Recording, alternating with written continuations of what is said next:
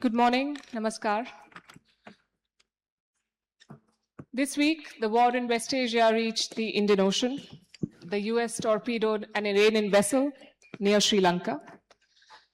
It served as a reminder that this ocean is not just a trade route. It is a theater of geopolitics. The question today is, can the Indian Ocean remain open, stable, and cooperative, or is it already an arena of great power rivalry? I have with us a power-packed panel. I'm going to start with opening comments. Let's begin with the Minister Vijita Herath of Sri Lanka. Yeah. Minister Herath. Yes, good morning. Thank you very much for giving this opportunity. The Raisina dialogue is very important for all of us to express our ideas and views. As far as concern, our relations is very important to maritime security and enhance our economic relations. IORA is an organization. We can boost our relations furthermore. IORA has adopted resolutions and framework in last year. It was very important. We can use those resolutions according to international laws. We must respect international laws. I think all of you can understand the present situation of the globe. It is a good example to us, the necessity of such type of regional organization and strengthening such type of organization. Therefore, we have to work together using those organizations. Our neighboring country is India. India is doing a great job, and the Indian presidency of IORA organization can play a good role because India has many resources, human resources and material resources also. As a neighboring large country, we hope under the presidency of India will play a big role, and we wish all the best to India.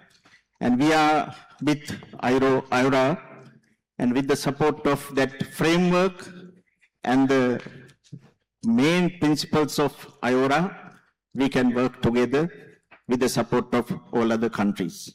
Thank you very much. Minister Marie Spain.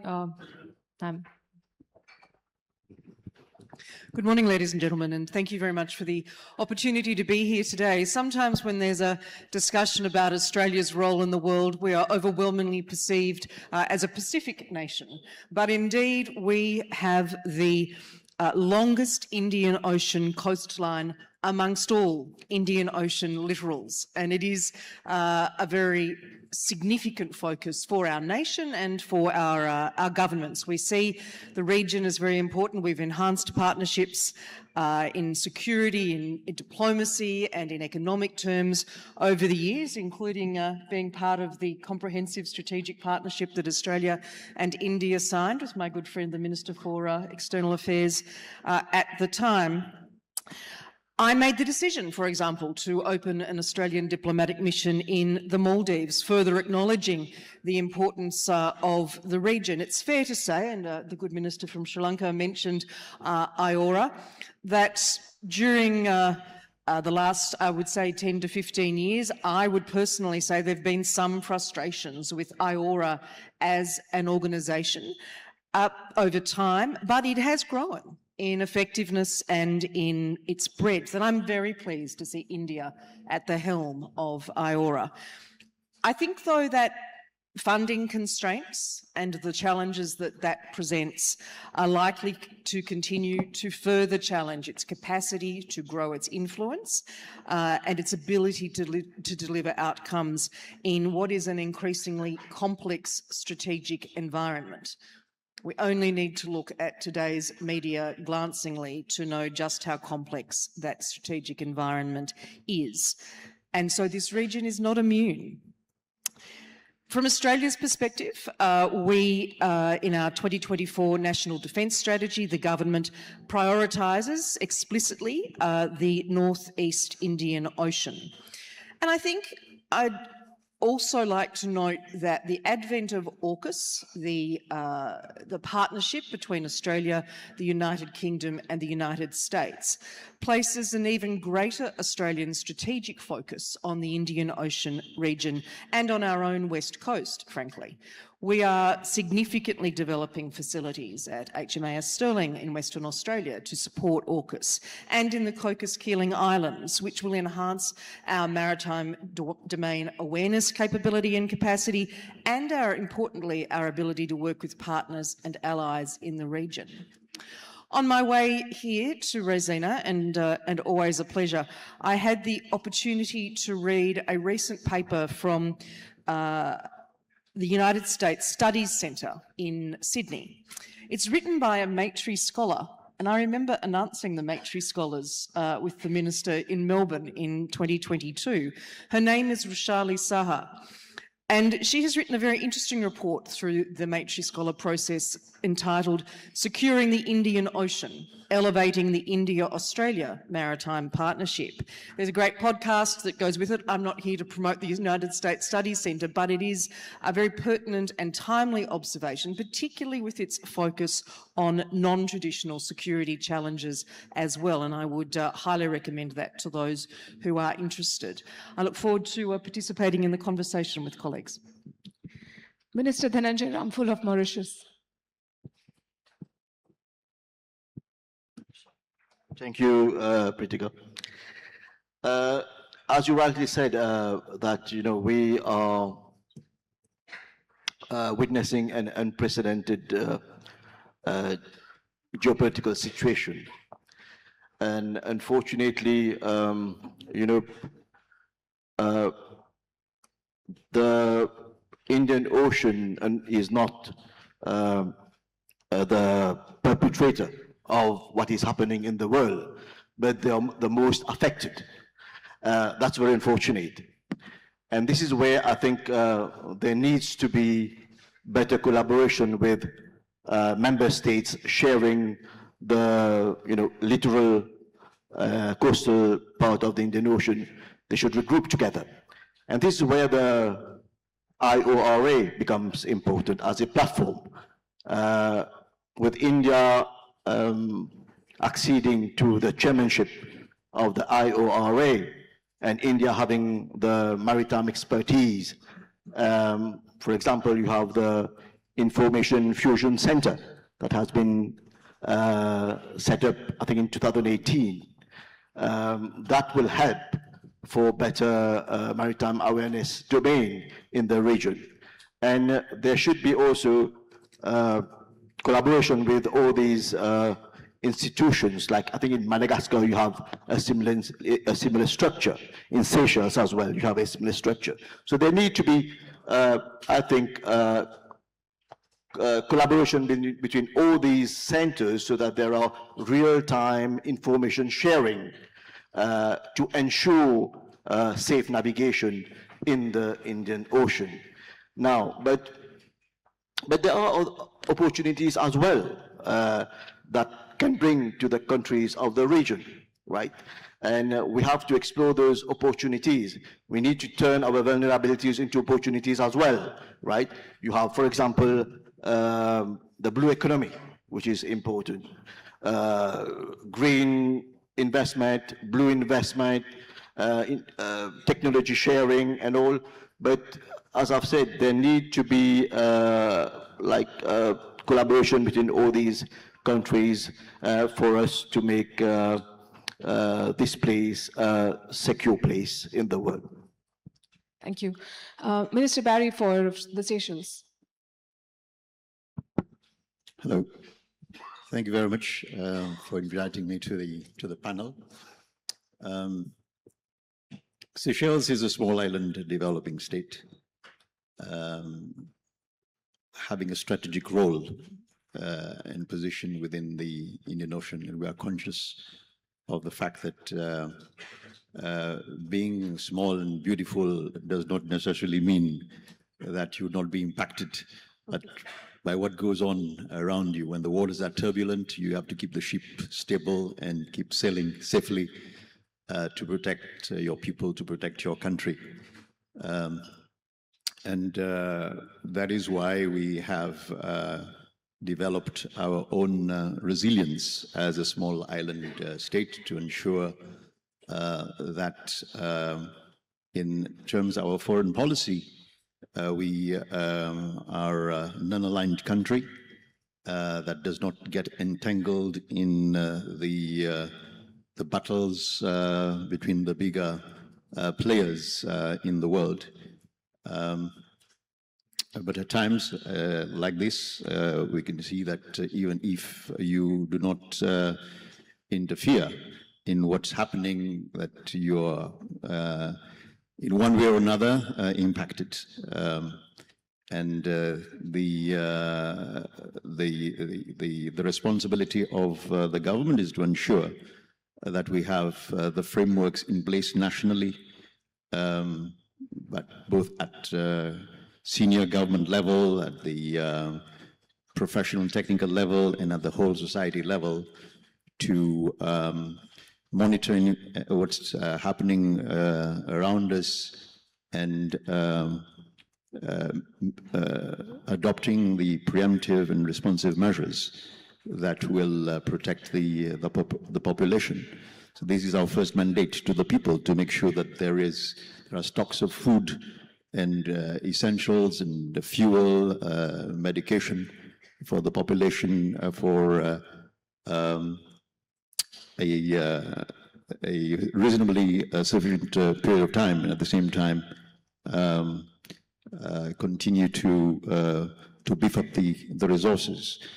We also have a duty internationally to also collaborate with partners in the region for us to to develop our structures, our frameworks, which have been referred to by colleagues who have spoken before me.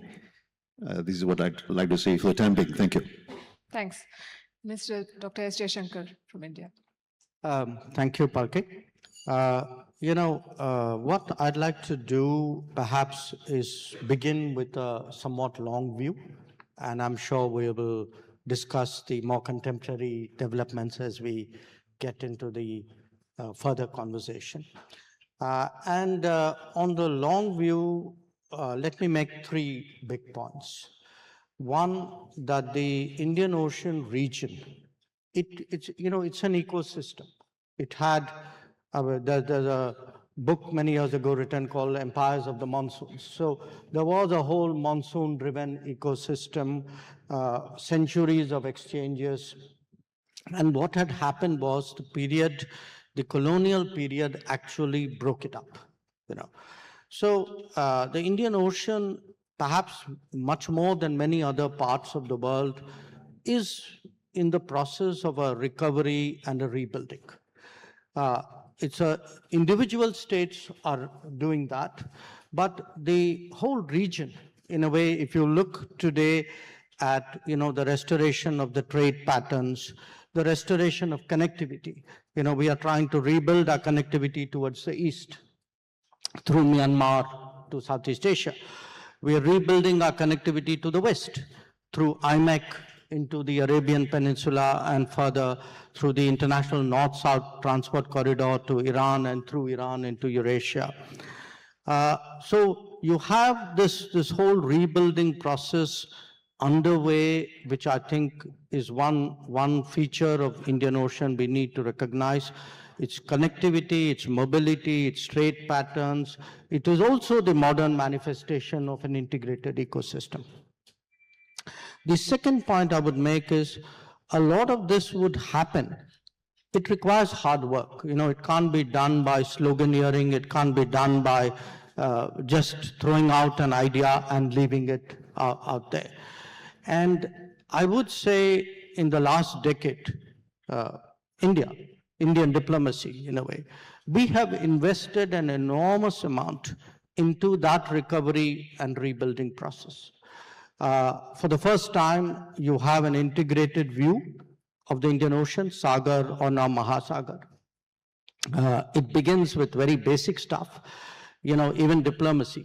There were countries in the Indian Ocean where we had not had a high-level visit for decades. Australia, Sri Lanka, for 2-3 decades, there were no high-level visits. Now, if you see just the diplomatic energy over the last decade, we've done, in a way, much more than perhaps 4 or 5 decades before that. But again, it's not just a visit. You've got to do things on the ground. So what we have done in India in many ways has been a foundation for what we try to do in our relationship with the Indian Ocean. So we have right now, for example, a unique identity card project which we are working on with Sri Lanka. We did a metro, a very successful metro project with Mauritius. We are discussing a specialty hospital with Seychelles. So, until we do projects, until we take our experiences out there, until we actually prove to them that their lives are better off by being part of a greater whole, I don't think we can build that kind of, neighborhood spirit or neighborhood watch. And there'll be the good periods when you can plan and do it. There'll be times of stress. I mean, Sri Lanka, for example, went through that, that severe economic crisis. And the fact was finally the most substantive and the fastest support really came from India. Recently they had this, the cyclone, Ditwa. We were there within 24 hours. So the point I'm making is that if we have to build a kind of an Indian Ocean sentiment or spirit or identity, call it what you will, it's not just about broadcasting it or stating it, or it has to be backed up with resources, with work, with commitments, with practical projects, so that people know that you are actually serious about it. And here the institutions help. One colleague referred to the Fusion Center. I think all of us have a stake in it. IORA. Now, surely we can do more with IORA. I would say right now we are looking at how do we intensify IORA activities and scale it up. Or we have a proposal called the Colombo Security Conclave. So I think there are different dimensions of this, how do you build the Indian Ocean?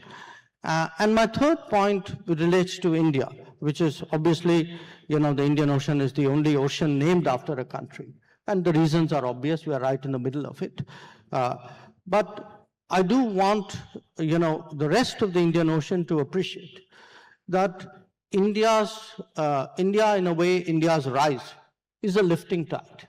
That with our growth, I think other countries of the Indian Ocean stand to benefit. Those who work with us obviously will get more benefits. And in a way, it's a trend. I'm not saying there are no challenges to India's rise, there are. But the direction of India's rise, I think, is very clear. In a way, it's unstoppable.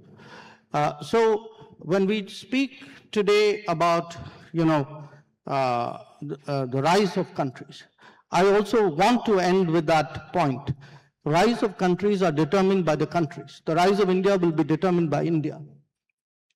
It will be determined by our strength, not by the mistakes of others. So let me stop there. Yeah, we have a news point right there. there. The rise of India will be determined by India. I'm sorry, this is a response to another comment that was made here a couple of days back. But coming to the contemporary issues that you touched upon, and I opened the session with, Minister Vijita Herath, how does Sri Lanka view the American attack, and when major powers conduct military operations close to your waters, how do you navigate security and sovereignty? How do you view the American operation close to Sri Lankan waters, and what does it mean for your security and sovereignty? I think we have to follow UNCLOS, that's mean the international laws. There were two organs are there. IORA's Blue Economy Framework is there, and Climate Change Strategic Agenda also there. We have adopted those two things, 24th Council meeting in 2025. Therefore, if we can reinstate international laws, then we can face any challenges. As a country, Sri Lanka faces so many challenges, and all other countries also face so many challenges. Therefore, we need strengthening the international laws and implementation of these international laws. It is very important. As far as concerned the blue economy, actually, blue economy promotes sustainable use and management of maritime resources. That is the importance of the blue economy. We have to have a good awareness program among other regional countries. What is the importance of the blue economy and how we protect and how we develop that area. There must be a structural transformation how the blue economy is implemented. There must be a structural transformation according to the international laws. And as far as concerned the climate change directly affects to the economy, the effects to the sustainability of the economy. As Foreign Minister Jayasankar said, Sri Lanka recently has faced the cyclone. It's a good example. Now after that, we realize how we can face such a challenge. One country cannot face this type of challenges alone. Therefore, there must be a regional organization, regional mechanism. If we face some economic challenges, if we may face some maritime security issues, we cannot face alone. Therefore, we have to face as a region, as a globe. Therefore, we have to reinstate our blue economic framework and climate change strategic action plan, agenda according to the international laws, especially UNCLOS. If all countries can follow the UNCLOS, then there is no such a situation arising. As a country, and as a country which we have faced so many challenges, we think and we are paying more attention to reinstate and implement the transformation structure to active our IORA's blue economic framework and climate change strategic agenda. That is the way we think we have to implement, and we have to take some more steps in future as a country we are in that stand. It's incredible how you steered clear of my question, so I'll have a short. Yeah. Short follow-up. It's a yes or no question. Yeah. Are you going to repatriate the Iranian personnel back to Iran, or are you under pressure from the US to hand them over, to encourage them to defect, sir? Yes. I want to reiterate that unclose. That's why I iterate that unclose, because we are following those international laws. We are taking steps that incident also, using that international laws. We are following that international laws, and we have taken all steps according to the international laws. And I think we need not support any part. We took all steps as humanitarian way. Therefore, we will take steps according to the international laws. I'll take that. Dr. Jaishankar, we too have an Iranian ship docked in Kochi with 183 sailors, and India has, I know, lots of statements have been made and conversations have been had about what's happened and India's support and help. But how do you view this overall event? And I understand that India was not politically or militarily responsible for the safety of the ship, and yet it happened very close to our borders, maritime borders. Well, I too support UNCLOS and international law.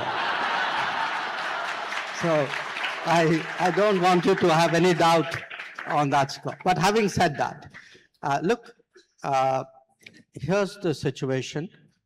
You had these ships, and we got a message from the Iranian side that one of the ships, which presumably was closest to us, to our waters at that point of time, wanted to come in to our port. They were reporting that they were having problems. So my recollection is this was on the 28th.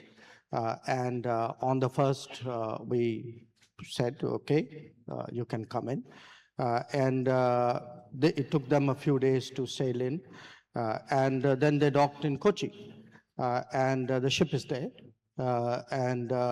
Obviously, the people on the ship, a lot of them were young cadets, that is my understanding. They have disembarked. They are in a nearby facility. So we viewed this, look, this ship, or these ships, because there were two others as well. I mean, when they set out and came here, the situation was totally different. They were coming in for a fleet review. And then they got, in a way, caught on the wrong side of events. For us, when this ship wanted to come in, and that too in difficulties, I think it was the humane thing to do. I think we were guided by that principle. And in a sense of the other ships, one obviously had a similar situation in Sri Lanka, and they took the decision which they did, and one unfortunately didn't make it. I think where we really approached it from the point of view of, in a sense, of humanity, of other than whatever the legal issues were, and I think we did the right thing. Right, and I understand India did the best that could have been done under the circumstances, but the criticism is that this happened in India's, and I'm quoting, backyard. And this is, we've said in the past that the Indian Ocean is in the Indian Ocean. So what does it mean for India's position as a net security provider in this region? No, look, I don't think, I think there's a lot of social media debates going on this. Social media, by its very nature, is a forum for very sharp, angular, sometimes extreme expression of views. I mean, people have a right to express that. But there is, I mean, please understand the reality of the Indian Ocean. I mean, the Diego Garcia has been in the Indian Ocean for last 5 decades.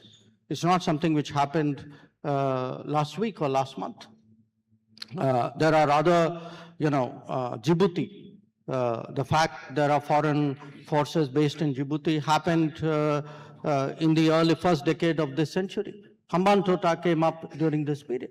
So the idea that, somehow the Indian Ocean is limited to only the countries of the Indian Ocean, other people, if you're asking me a serious question, I'd give you a serious reply. If you're asking me a non-serious question, I think I'll leave it. This is a non-serious question that we are not the net security provider of the region, or are we rethinking that position? No, it is.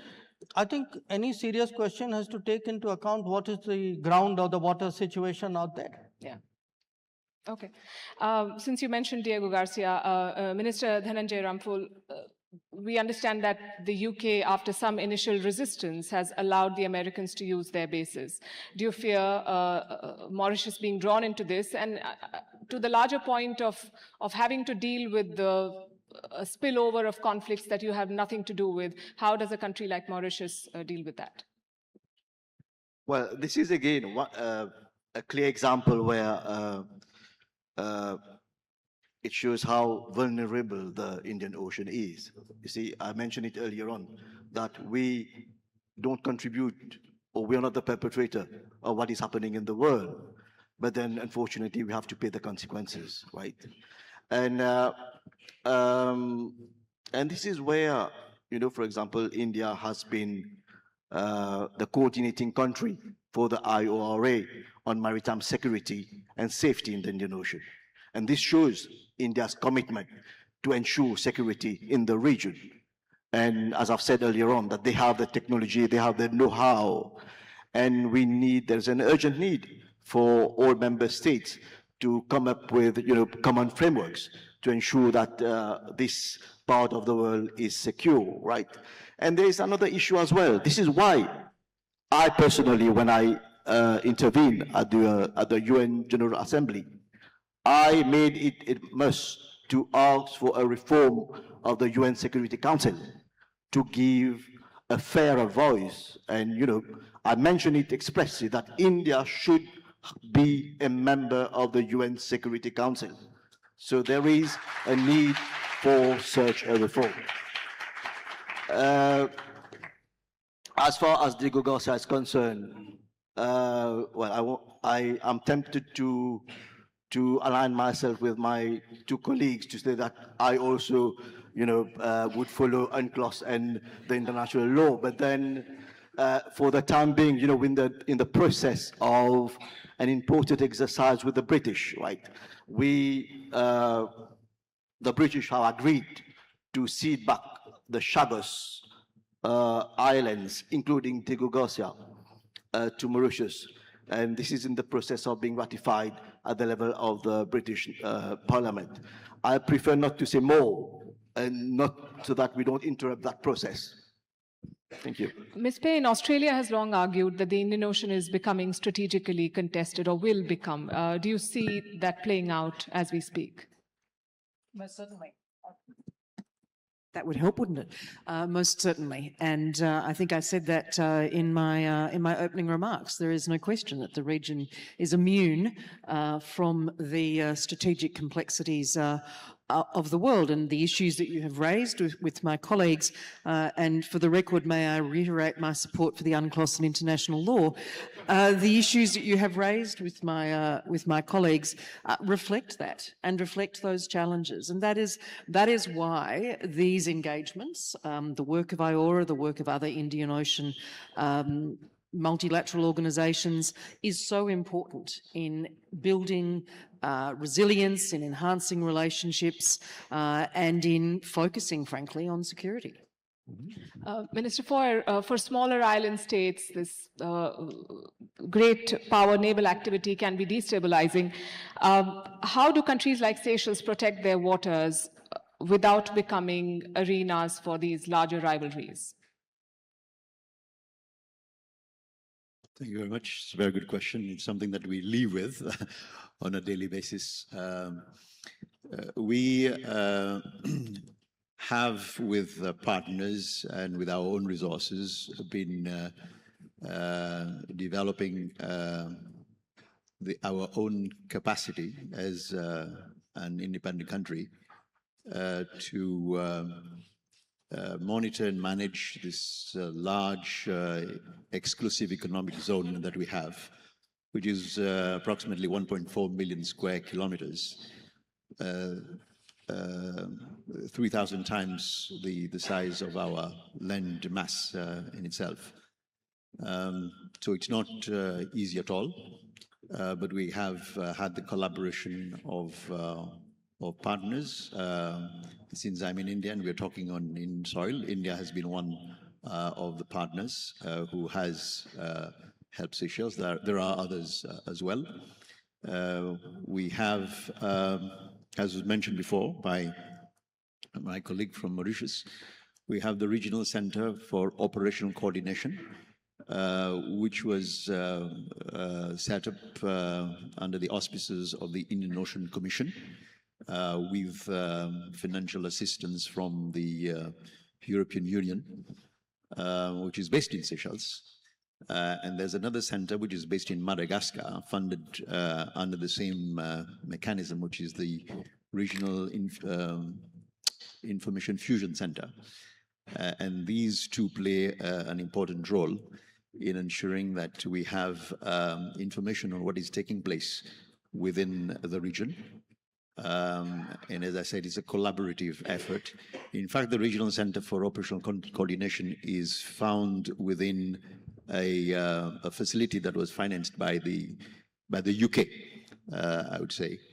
And we have partners from the region who sit there as well. So it is not just for information, but also for coordination, to respond properly on the basis of intelligence. And this also fits into other regional networks as well. So this is an ongoing exercise that we are doing. So using our own resources and using the partnership and collaboration that we have with others within the region and beyond. With India, we have over decades developed a very strong relationship, and we are happy that this is continuing and is gathering a new momentum.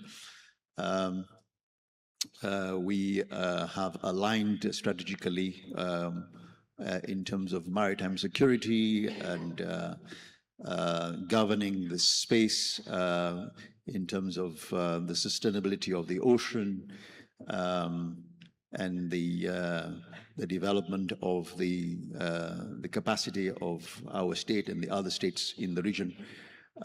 We've aligned with the Indian Ocean Rim Association and recently with the Colombo Security Conclave as well. And all this forms part of a regional architecture which ensures that we have the capacity for us to properly manage the area. And it is a shared responsibility because the crimes that happen here are transnational in nature as well, whether we're talking about illegal activities that are happening. In fact, Seychelles shares a group called the Contact Group on Illegal or Illicit Maritime Activities, which is a successor to the Contact Group on Piracy off the coast of Somalia, which is a UN-associated body. So this is how we have done it. So it's based on it is based on the lawful protection, based on international law again, and it's important that we do adhere to international law in developing these frameworks and practices to protect our waters. So that's maritime security. We do not engage in war. Thank you. Minister Jaishankar, you want to come in here? Yes, if you, I'd just like to add to what my colleagues are saying from an Indian perspective. And in a way, I'm following up on, your last the question to me as well. Look, India has a particular salience when it comes to the Indian Ocean, and therefore a particular responsibility and a particular contribution. And it's not just that we are big and central. It is also because we have an ability really to bring a lot of countries to the table or to the platform because we have good relations with them. Perhaps they trust us more or they're more comfortable with us, call it what you will. So if you look at it, to me, the fact that the Fusion Center in Gurugram has so many people, so many countries, so many representatives all here at this time, willing to work together, willing to share, willing to create an integrated picture, says something about the Indian Ocean, but it says something about us. Furthermore, these institutions we are building, and there's not a single one, there's IORA, as I said, there's Colombo Security Conclave, there's BIMSTEC, and there are some, maybe we're not part of GCC, etc. These are building blocks of what is a larger Indian Ocean. And on the other side, you have the Pacific countries as well. This is the building blocks of what is a larger I would say, composite picture. Now, beyond that, it's also the bilaterals. When I look at three of my colleagues there, Seychelles, Mauritius, Sri Lanka, with their navies and their coast guards, we have a long history of working together. Many of them have ships or craft which are of Indian origin. We've done trainings together, we've done exercise together, and not just with them. We also, if you look actually at the exercises in the Indian Ocean or the Indo-Pacific, big ones, small ones, Australia is again a very important exercise partner. You see the Indian Navy or the Indian Coast Guard actually pretty much in every one of them. It's a common element. If you take the totality of maritime activities and say which country features most, we are there. And we are members again of RECAP, the organization based to counter piracy in Singapore. But the bottom line is, one part of it is the presence, one is the working together, but we actually practically help. We help in terms of countering the flow of drugs. We deal with IUU fishing. We deal with HADR situations.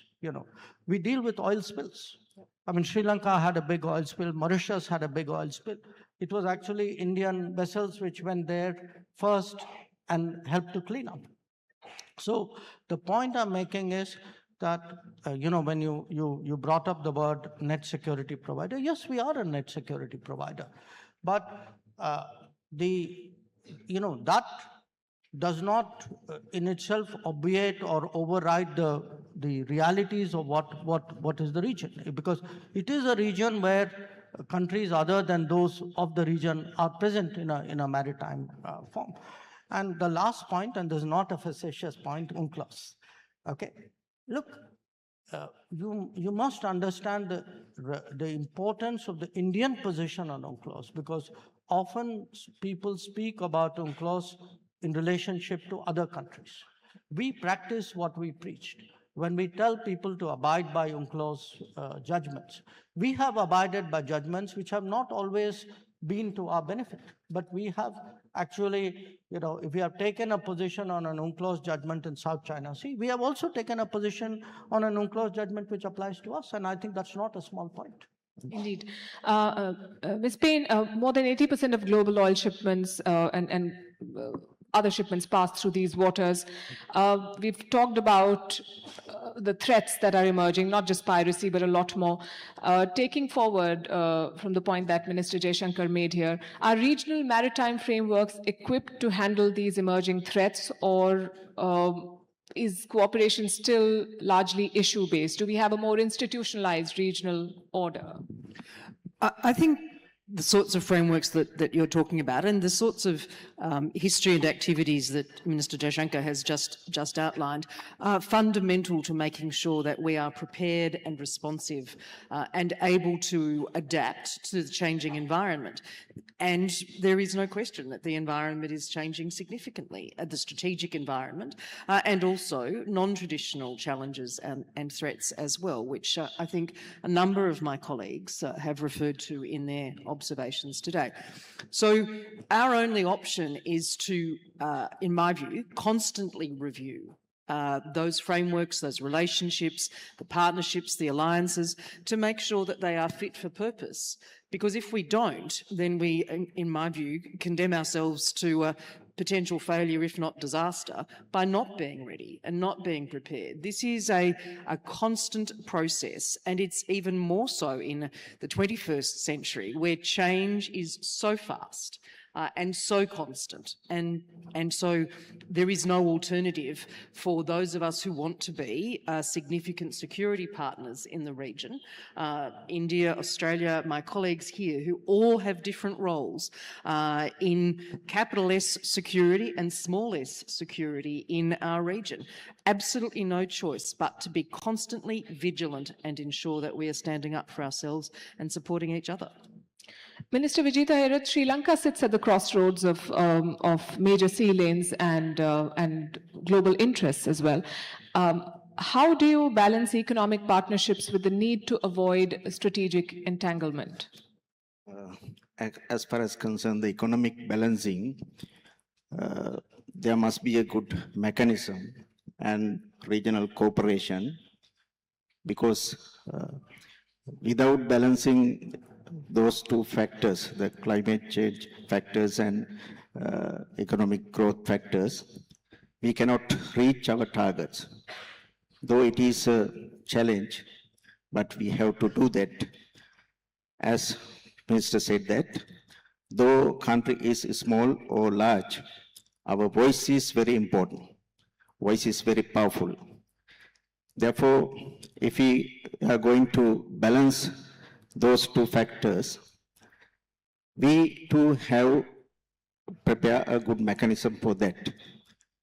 There are some ways to do that, but it is not sufficient. That's why people are suffering a lot, because we have to think about normal people's livelihood activities. We have to protect their livelihood activities, and simultaneously we have to grow up our blue economy, and we have to take some steps to protect our environment aspects. Therefore, we, Sri Lanka, as a country, has taken some steps, but it is not enough. That's why we are talking about the cooperation, regional cooperations, importance of the regional cooperation. Then we can facilitate cooperative security arrangements. And likewise, we can develop common standards. Using common standards and facilitate cooperative security arrangements, and thinking about blue economy and climate change, we can balance that. We have to form a mechanism for that. That is my views. We think using IORA, we can do that. Sri Lanka has taken some steps, but it is not enough. That's why we are engaging these types of regional organizations. Minister Ramphul, everyone on the panel has spoken about IORA. Do you think that it can realistically play a security role, or is it largely still an economic forum? No, as IORA is not starting from zero. It has been there since 2014. And we already have a number of instruments that are already in place at the level of the IORA on maritime security, on blue economy, etc., etc. I think, as I've said, with India taking up the leadership of the IORA, it's an opportunity for us to bring in the Indian touch to the IORA and try to make the institution more, resilient, more focused on the challenges that we have in the Indian Ocean, right? And but what is important is that every economic growth in the region should be in harmony with environmental protection. That's very important, right? And I think our focus should be on that. Thank you. Minister, for island states are attracting growing attention from major powers. We've seen that in the Pacific and increasingly in this region as well. Does that translate into opportunity for development or the pressure to pick sides? Well, it could happen both ways, right?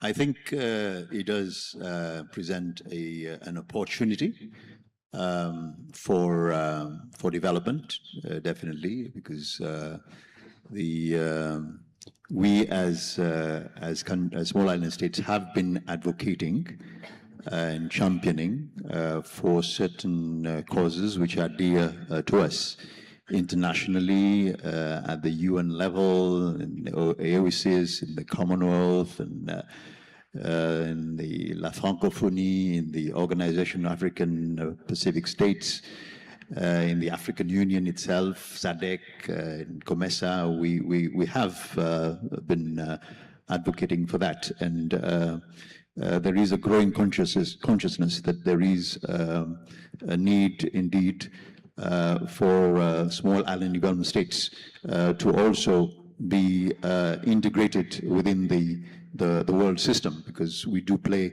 an important role. We spoke today about the role that Seychelles is playing and can play, in fact, and this is a clear example of how, through the integration within the multilateral system, we can benefit. So the opportunity is there. Now, in terms of what happens when there is turbulence in the world, even if we do not choose to be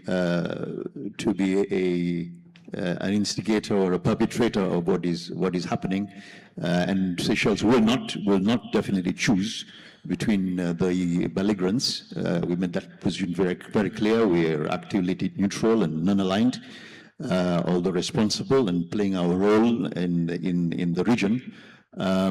We are impacted, but by what happens, and we have to respond by putting in the framework within our own country to be able to preempt and respond according to protect our own population, for which we have been working, whether it is the small-scale fisheries or the opportunities that we have in terms of the maritime security apparatus that we put in place, or whether it is the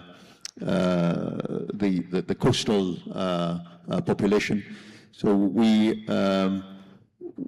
it is our responsibility to make sure that we're prepared and ready, and not just alone, but also in partnership with others within the region and in the world. And since we've been talking about the IORA, I do think that the IORA does play an important role in providing this platform for dialogue, to ensure that the channels of communication remain open, that we have the safe seas, and that we have structures in place to respond to issues that we face, be it the climate change, environmental pollution, waste disposal, whatever it is. And we are going in the right direction. And I also do think that the Indian chairmanship of the IORA does provide us with a fantastic opportunity for us to move further in that direction, converting declarations into practical operations that will concretely benefit the member states of the region, including small island developing states. Thank you. Dr. Jaishankar, what concrete changes do you hope for your presidency to deliver the IORA leadership? Before that, may I make one point, because I feel it has not come up sufficiently in our discussions and frankly even in the public discourse, and that is the safety of merchant shipping. Today Indians are a very large segment of people who man merchant ships. So every time there is an attack on a tanker, on vessels carrying goods, it is very likely that all or part of that vessel is actually manned by Indians. So when we look today at what is going on, I think we should also give a lot of weight, because these are our people involved out there. I mean, we've had fatalities in the last few days. I mean, among the tankers which have been attacked, we've had in 2 tankers Indian nationals who have died. And I think there's got to be adequate recognition in this country about the interests of our people, the merchant mariners, and what we could be doing really to secure them or to safeguard them. And a lot of our approach to the crisis is actually driven by the fact that we have a community of 9 to 10 million people residing in the Gulf. Their well-being is a factor, just as merchant shipping, the well-being of merchant shipping, tanker traffic is a factor. And it's not, again, just a matter of expressing concern. For the last 2 years, in fact, when the Houthis were busy attacking shipping, we had actually deployed our Navy in the Northern Arabian Sea. Again, in line with our independent political stance, the Americans had an operation called Prosperity Guardian. We worked independently of it. We coordinated with what the US was doing, but we coordinated with Europe, we coordinated with some of the regional navies. So, at the end of the day, a lot of this comes down, countries are in it, they have interests, they have people, they have economic or energy concerns out there. And I think it's natural that our policies eventually will take all of that into account. And I just felt that the merchant marine part has not really got the prominence that it did. On your IORA question, absolutely, we would like really to put in more resources into IORA activities. I don't think it's an organization which can take on security role. It was never envisaged as such.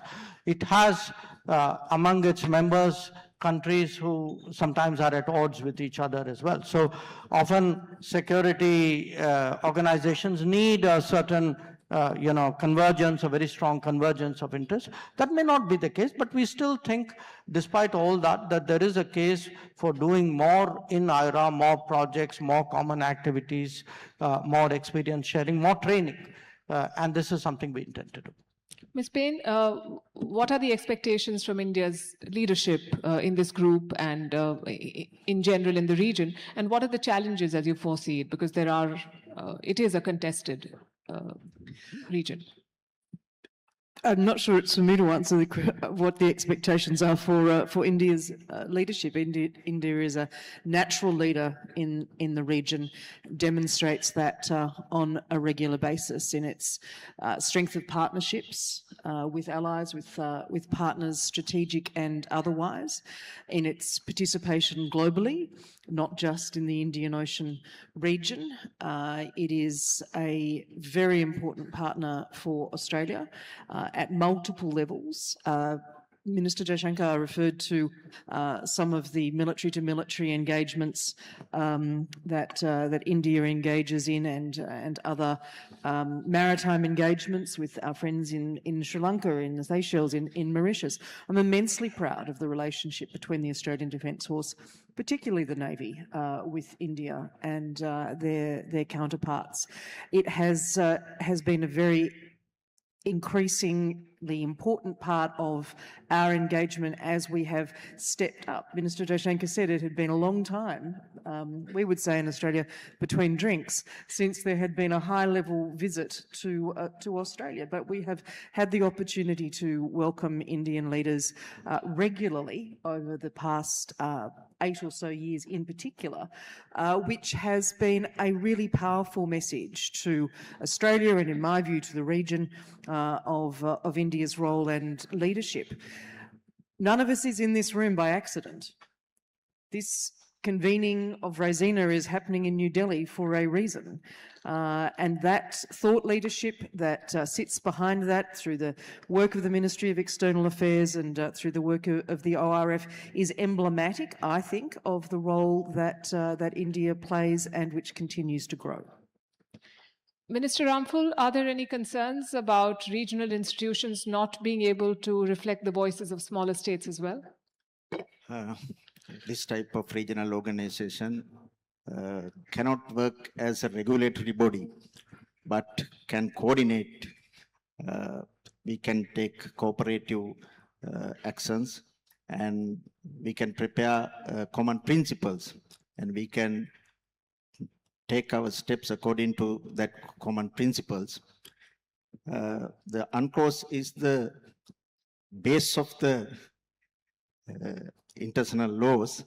Therefore, we have to follow, and we must follow, and we raise our voice for that, and we have to take our steps according to that laws. We must push all other countries to do that. That is our message to all countries to the world. Thank you. Right, we're out of time, but I'll ask you to please make your comments. Thank you. I think in this multipolar world where you have the emergence of several blocks, and each block's looking at their own interests, it's high time that we also look our own backyard, right? So it's important that, as I've said, we use every regional institutions that we have and make the most of it. Just to give you an example, Mauritius, Seychelles, Réunion Island, Comoros, and Madagascar are small island states very close to each other. And we have regrouped ourselves into what you call the Indian Ocean Commission, where we look at projects of common interest, right? And try to find solutions to our challenges. And I think IORA will give us a bigger platform to try to find solutions to our challenges in the region, right? So if other groups are doing it, if other blocks are doing it, why shouldn't we also come together and make this place a better place for the future generations? Thank you. Thank you very much. I think we've covered a lot of ground, and just before this conversation, I was advised to better acquaint myself with UNCLOS, but I think that goes for the entire hall. Thank you very much for being such a wonderful audience, and thank you for your thoughts. Thank you so much, Palki, and of course to all the speakers, honorable ministers. Thank you so much for joining us today.